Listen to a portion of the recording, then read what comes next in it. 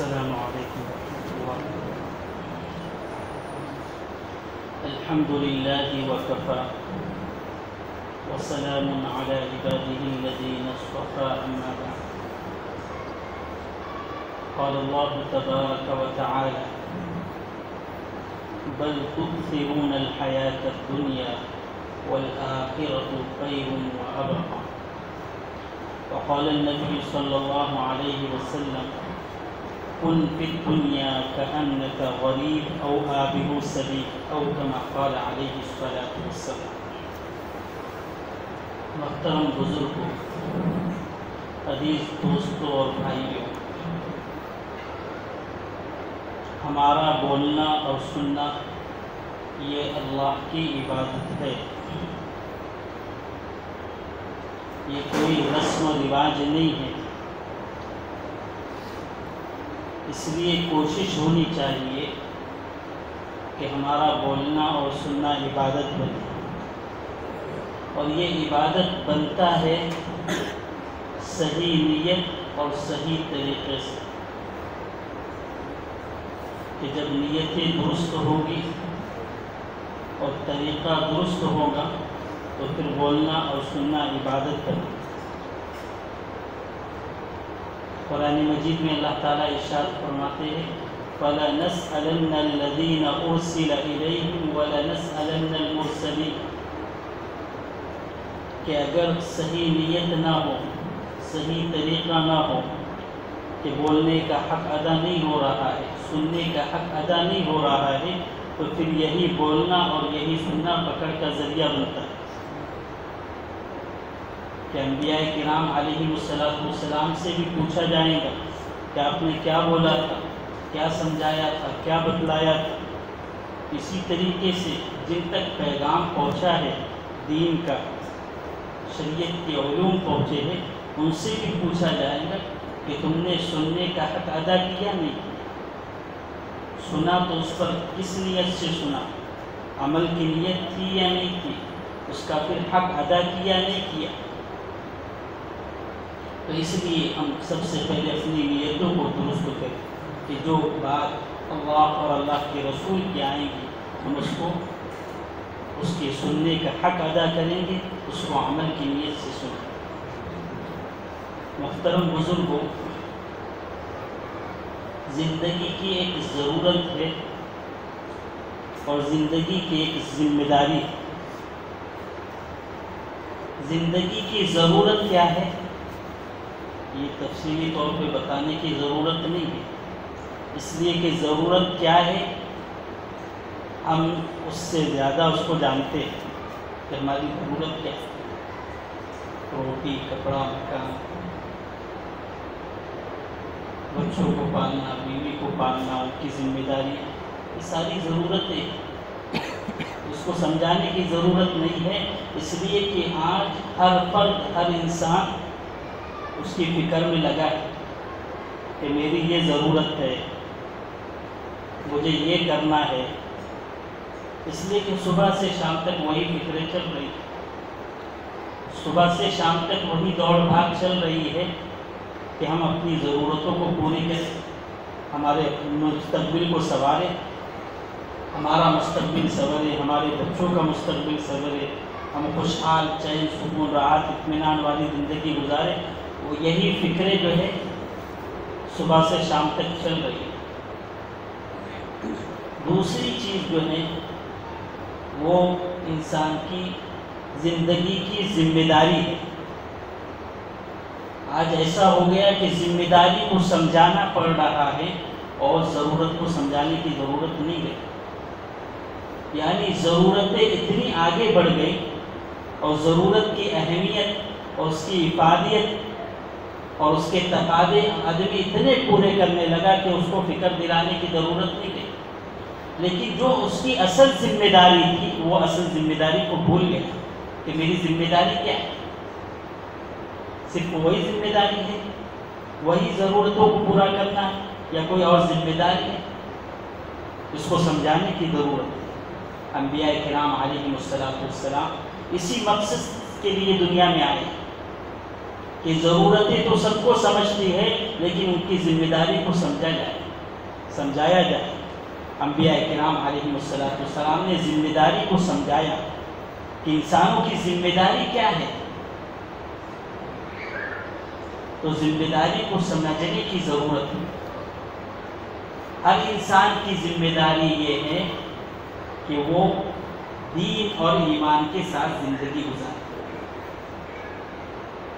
ہر انسان کی ذمہ داری ہے کہ وہ دین اور ایمان کے ساتھ زندگی گزارے، اس کی 24 گھنٹے کی زندگی دین اور ایمان کے ساتھ گزرے۔ قرآن مجید میں اللہ تعالیٰ ارشاد فرماتے ہیں وَاعْبُدْ رَبَّكَ حَتَّى يَأْتِيَكَ الْيَقِينُ، کہ اپنے رب کی عبادت کرو، اپنے رب کی بندگی کرو موت تک۔ بندگی کرنے کا حکم فرمایا۔ تو انسان کی ذمہ داری ہے کہ وہ اپنے رب کی بندگی کرے، اپنے رب کی اطاعت و فرما برداری کرے۔ ایمان اسی کا نام ہے کہ اللہ کے حکموں کو ماننا، نبی علیہ السلام کی سنتوں اور طریقوں پر چلنا۔ تو فرمایا کہ یہ ایمان، یہ موت تک اس کی ذمہ داری ہے کہ ایمان پر زندگی گزارے۔ اور بندگی کیا ہے؟ ذرا صاف لفظوں میں آپ سمجھیں گے کہ پہلے جو ہے غلام ہوا کرتے تھے، پہلے غلام ہوا کرتے تھے۔ ان کی ذمہ داری یہ تھی کہ آقا جس وقت جو حکم دے وہ کرنا ہی ہے، لیکن پھر بھی چھوٹ تھی کہ جب آقا کا حکم نہیں تو اپنی مرضی سے اوقات گزار لیں۔ دوسرا جو ہے ملازم ہوتا ہے، تو ملازم کی ڈیوٹی ہے 8 گھنٹے 10 گھنٹے، اگر اس سے زیادہ مالک اگر کام لے گا تو وہ بول سکتے ہیں کہ بھئی اتنا نہیں، میرا اتنا ہی ڈیوٹی۔ تو ایک تو ملازم ہو گیا، ایک غلام ہو گیا، اور ایک ہے عبد۔ عبد کا مطلب یہ ہے کہ اس کی اب کوئی مرضی نہیں چلے گی، اس کی پوری زندگی رب کے تابع ہوگی، اللہ کے تابع ہوگی، کہ وہ اللہ کے احکام پر عمل کرے گا، نبی علیہ السلام کی سنتوں اور طریقوں کو اپنائے گا، اس کی اپنی کوئی مرضی چلنے والی نہیں۔ یہ ہے بندگی کا مطلب۔ اور ہم اور آپ دیکھ رہے کہ جو غلام تھے ان غلاموں نے اپنے آقاؤں کا کیسے اکرام کیا ہے۔ ہم تو بندے ہیں، بندوں کو اللہ کی کتنی بندگی کرنا چاہیے۔ ہم واقعات سنتے ہیں، ہارون رشید کا جو وزیر تھا، اس وزیر کے واقعات سنتے ہیں کہ اس نے غلامی کا کیسے حق ادا کیا، غلامی کا کیسے حق ادا کیا۔ تو ہم تو جو ہے اللہ کے بندے ہیں، اس لیے ہماری پوری زندگی کیا ہے، ایمان اعمال صالحہ کے ساتھ زندگی گزرنا چاہیے۔ لیکن یہ زندگی میں کیسے آئیں کہ ہماری زندگی جو ہے ایمان اور اعمال صالحہ پر گزرے، یہ کیسے ہوگا؟ اس لیے کہ حدیث میں آتا ہے الایمان یزید و ینقص، کہ ایمان گھٹتا اور بڑھتا ہے۔ جتنی ایمان کی فکر ہوگی، جتنی اس کے لیے محنتیں ہوں گی، جتنی اس کے لیے بندہ قربانیاں دے گا، اتنا ایمان بڑھے گا۔ صحابہ کرام نے ایمان کو بنایا تھا، صحابہ کرام نے ایمان کو بنایا تھا، اور ایسا ایمان بنا تھا کہ وہ جو اعمال کرتے تھے وہ ہمارے لیے علوم بن گئے، کہ اب ان کے عمل کو دیکھ کے ہم اپنی زندگی کو ٹھیک کر سکتے ہیں۔ ان کے اعمال ہمارے لیے نمونہ بن گئے، اس لیے کہ انہوں نے ایمان کو بنایا تھا، تو تب جو ہے اعمال یہ ثابت ہو۔ تو ہمیں جو ہے ایمان کو بنانے کی ضرورت ہے۔ ایمان اتنا طاقتور بنے کہ وہ اللہ کے حکموں پر کھڑا کرے، اللہ کے حکموں پر کھڑا کرے، نبی علیہ السلام کی سنتوں اور طریقوں پر کھڑا کرے۔ ایمان اتنا طاقتور ہونا چاہیے کہ ہم جہاں بھی زندگی گزار رہے، جس حال میں بھی زندگی گزار رہے، ہمیں جو ہے اللہ کی اطاعت و فرما برداری کرنا چاہیے اور گناہوں سے بچنا چاہیے۔ قرآن مجید میں اللہ تعالیٰ ارشاد فرماتے بل تؤثرون الحیات الدنیا والآخرۃ خیر وابقیٰ، کہ ہم اپنے ایمان کا جائزہ کیسے لیں کہ ایمان ہمارا کتنا قوی ہے، ہمارا ایمان کتنا قوی ہے۔ ہم خود جائزہ لیں کہ حالات جب آتے ہیں تو ایمان ڈگمگا جاتا ہے، حالات جب آتے ہیں ایمان ڈگمگا جاتا ہے، اور بعض مرتبہ ہم یہ سوچتے ہیں کہ جو گناہ ہے وہی حرام ہے، ہماری تو نگاہ اس طرف نہیں جاتی کہ ہماری نماز چھوٹ رہی وہ بھی گناہ ہے، وہ بھی حرام ہے۔ کوئی یہ نہیں کہتا کہ حرام کام کیا، ہماری نمازیں چھوٹ رہی ہیں، ہمارے روزے چھوٹ رہے ہیں، تو یہ جو فرائض ہے اگر یہ چھوٹ رہے ہیں تو یوں سمجھا جائے گا کہ ایمان ابھی کمزور ہے۔ ایمان اتنا طاقتور ہونا چاہیے جو فرائض پر کھڑا کرے، جو سنتوں پر کھڑا کرے، جو گناہوں سے بچائے، جو حرام سے بچائے، جو حرام بزنس ہے اس سے بندہ جو ہے بچنے کی فکر کرے گا جب ایمان ہو۔ تو ایمان اتنا قوی بنانا ہے، اس کی نشانی یہ ہے کہ آخرت کی فکر پیدا ہو، آخرت کی فکر پیدا ہو، دنیا کی جو لذتیں ہیں، جو راحتیں ہیں، جو دنیا کے اسباب ہے اس سے نظر جو ہے ہٹے اور آخرت کی فکر پیدا ہو، تو سمجھا جائے گا کہ ہاں اس کے اندر ایمان ہے، کہ آخرت کی فکر پیدا ہو رہی ہے، آخرت کی فکر پیدا ہو رہی ہے۔ اس لیے ہمیں جو ہے ضرورت کو چھوڑ کر جو اصل ذمہ داری ہے ایمان اور دین کو زندگی میں لانا، اس کی فکر کرنا کہ ہماری آخرت سنور جائے۔ ہم آخرت کے لیے کیا کر رہے ہیں؟ دنیا کے لیے تو ہم سب کچھ کرتے ہیں، دنیا کے لیے ساری محنتیں ہوتی ہیں، سارے مجاہدات ہوتے ہیں، صبح سے شام تک اسی فکر میں لگے، لیکن آخرت کے لیے ہم نے کیا کیا؟ جو اصل ہماری زندگی ہے وہ آخرت کی زندگی ہے۔ دنیا کی زندگی مختصر، دنیا کی زندگی مختصر، کس کی زندگی کتنی ہے یہ بھی پتہ نہیں، اب اسی کے پیچھے دوڑ بھاگ کرتے ہیں۔ ہم حالات دیکھ رہے ہیں کہ بچے بھی جا رہے ہیں، جوان بھی جا رہے ہیں، بوڑھے بھی جا رہے ہیں، سب جو ہے دنیا سے رخصت ہو رہے ہیں، یہ ہمارے لیے عبرت ہے۔ حضرت حسن بصری فرماتے ہیں کہ دل کے کساوت کی اور دل کی سختی کی یہ علامت ہے کہ بندہ کیا کرے، اپنے ہاتھوں سے مردوں کو دفن کرے اور اس سے عبرت نہ حاصل کرے، کہ ہم خود کر رہے ہیں سب کو دفن، لیکن ہمیں ہمارے آخرت کی فکر ہو رہی ہے نہیں ہو رہی۔ ہم اپنے ایمان کا جائزہ لیں کہ سب مر رہے ہیں، لیکن ہمارے آخرت کی فکر کتنی ہے کہ ہمیں بھی ایک روز جانا ہے۔ ہم نے اپنے ایمان کی کتنی فکر کی کہ یہ ہمارا ایمان کیا ہمیں جو ہے آخرت میں کامیاب کرائے؟ کیا یہ ایمان سے ہم اللہ کے حضور حاضر ہوں گے تو یہ ایمان جو ہے کامیابی کا ہمیں سرٹیفکیٹ دے گا؟ کیا یہ ایمان ہم کو جنت میں پہنچاوے گا؟ یہی ایمان جو حالات کے تھوڑا ادھر ادھر ہونے پر جو ہے ٹوٹ جاتا ہے، کمزوری آ جاتی ہے، تو اس ایمان کی فکر کرنا ہے کہ آخرت کی فکریں اگر دل میں پیدا ہو رہی ہے تو سمجھیے کہ ایمان بڑھ رہا ہے، ایمان بڑھ رہا ہے۔ ہر روز یہ فکر ہو کہ ہمارا کل کیسے گزرا ہے، آج کیسے گزر رہا ہے، آخرت کی فکر بڑھ رہی ہے یا نہیں بڑھ رہی، اللہ کے سامنے حاضر ہونے کا خوف پیدا ہو رہا ہے یا نہیں ہو رہا۔ جو اصل زندگی ہے آخرت کی، اس کی کامیابی کی فکر کتنی پیدا ہو رہی ہے؟ اگر یہ فکریں پیدا ہو رہی ہے تو سمجھ لو ہمارا ایمان بڑھ رہا ہے، اس کا جائزہ لیتے رہتے۔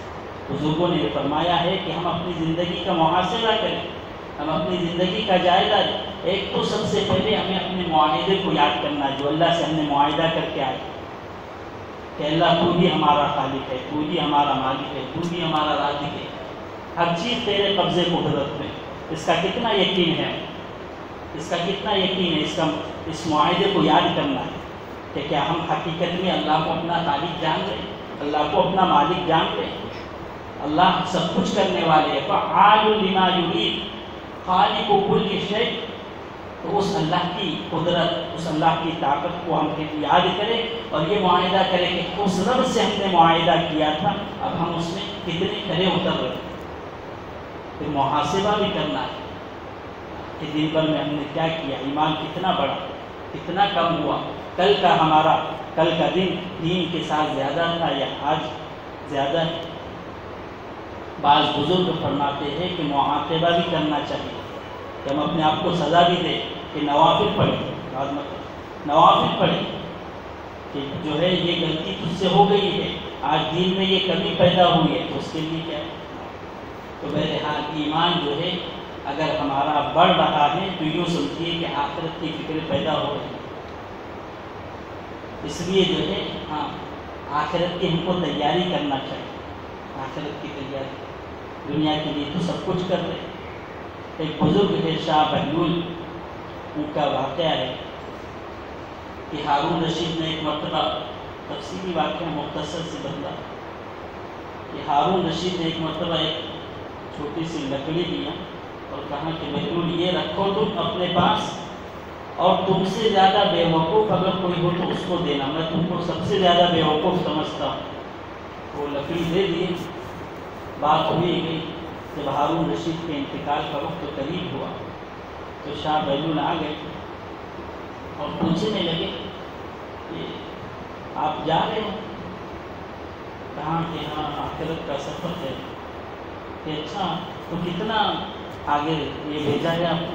اس لیے کہ دنیا کا جب سفر ہوتا تھا تو بہت سارے احباب ساتھ میں افراد لگتے تھے، پہلے سے جو تیاری کرتے تھے کہ سفر ہو رہا ہے تو تیاریاں چل رہی ہیں، 15-20 دن پہلے سے تیاری چلتی تھی کہ سامان لینا ہے، یہ لینا ہے، ایسے کرنا ہے، ساری چیزیں ہوتی تھی۔ ہاں کہ آخرت کا سفر ہے تو بہت ساری تم نے تیاری کی، کوئی تیاری نہیں، تفصیلی بات نہیں۔ پہلے حال بہلول نے کیا کیا، وہ لکڑی دے دیا، بولے میں آپ کو سب سے زیادہ بے وقوف سمجھتا ہوں کہ دنیا کے سفر کے لیے سب کچھ تم کرتے تھے، آخرت کے سفر کے لیے کیا کیا؟ تو یہ ایک فکر دے لے آنے والی بات ہے۔ حالانکہ ہارون رشید بھی جو ہے بہت بزرگ تھا، اس نے تو اپنے محل میں ہر کمرے میں جو ہے حافظوں کو رکھا تھا کہ ہر حافظ کی ڈیوٹی تھی کہ صرف قرآن مجید پڑھتے رہے، لیکن ان کی فکر تھی یہ۔ تو یہ بتلانے کا مقصود یہ ہے کہ دنیا کی ہماری کتنی فکر ہے اور آخرت کی کتنی فکر ہے، ضرورت کی ہم کتنی فکر کر رہے ہیں اور ذمہ داری کی کتنی فکر کر رہے ہیں، اس کو سمجھنا ہے۔ جب یہ سمجھ میں آئے گا تو ذمہ داری کا احساس ہوگا، ایمان کی فکر ہوگی، اس کی محنتیں ہوں گی۔ دوسری چیز یہ ہے کہ ایمان اگر بڑھ رہا ہے تو اس کی علامت یہ ہے کہ ہمارے جو دنیا کے اسباب ہیں اس اسباب سے نظر ہٹے اور اللہ رب العزت کی طرف نظر جمے۔ کہ آج دنیا میں یہ سمجھا جا رہا ہے کہ اس سے یہ ہوگا، میں جاب کروں گا تو گھر چلے گا، میں بزنس کروں گا تو گھر چلے گا، یہ جو دنیاوی اسباب ہیں نا، اس پر نظر جمی ہوئی۔ آج انسانیت اسی رخ پر جا رہی ہے جس کی وجہ سے وہ ذمہ داری کا احساس نہیں رہا کہ جو اسباب نظر آ رہے ہیں وہ اسی پر تکیہ کیے ہوئے کہ یہ اسباب اگر میں اختیار کروں گا تو میرے کام بنے گے، میری زندگی خوشحال بنے گی، میرا مستقبل خوشحال بنے گا، میرے بچوں بیوی کا جو ہے خوشحال مستقبل بنے گا، تو اسی اسباب کے پیچھے بھاگ رہا۔ تو اسباب سے اگر نظر ہٹ رہی ہے تو یوں سمجھیے کہ ایمان بڑھ رہا ہے۔ تو ہمیں جو ہے اسباب سے اٹھ کر اللہ رب العزت کی طرف نظر کرنا چاہیے۔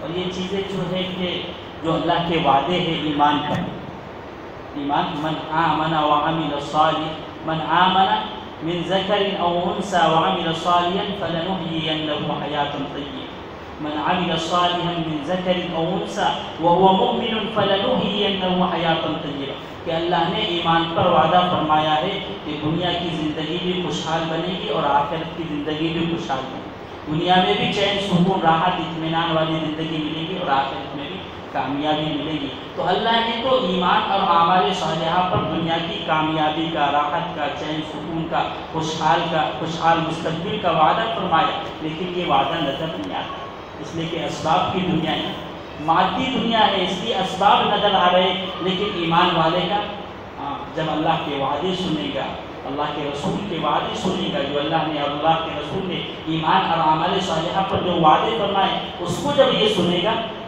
تب اس کا ایمان بڑھے گا۔ تو یہ اسباب سے جو ہے نظر رکھنا چاہیے۔ اسی طریقے سے شاہ بہلول کا ایک مختصر سا واقعہ ہے۔ ایک مرتبہ جو ہے وہ اور اس کی بیوی جو ہے کچھ باہر گھومنے کے لیے نکلے، تو شاہ بہلول جو تھے وہ جو ہے گھر بنا رہے، ریت اس میں گھر بنا رہے۔ تو بادشاہ نے پوچھا کہ کیا کر رہے؟ کہا کہ گھر بنا رہا۔ کہا کس لیے؟ کہا کہ جو اس کو خریدیں گا اس کو لیے میں دعا کروں گا جنت میں اس کو اللہ گھر دے۔ بولے کتنے میں؟ 1 درہم۔ تو بادشاہ نے انسونی کر دیا اور آگے بڑھ گئے. بات ہوئی گئی، دوسرا دن نکلا. جب رات ہوئی بادشاہ نے آرام کیا تو خواب میں دیکھا کہ ایک محل بنا ہے جنت میں، اس پر زبیدہ نام لکھا ہے.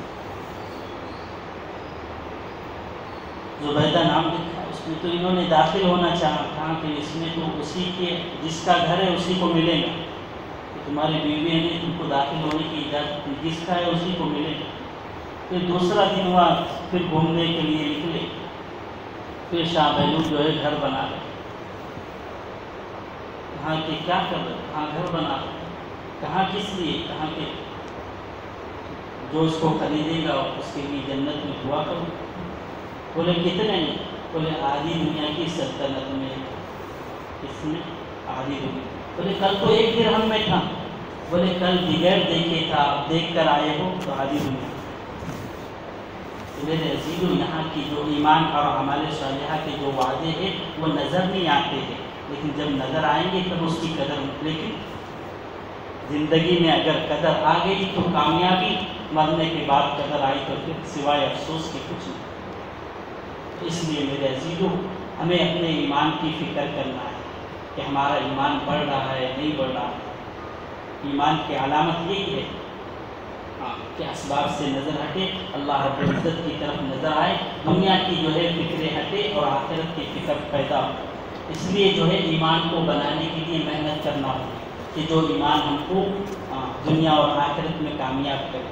اس ایمان کی فکر کرنا ہے، محنت کرنا ہے. جتنا ہم اپنے ایمان کے لیے وقت لگائیں گے، اوقات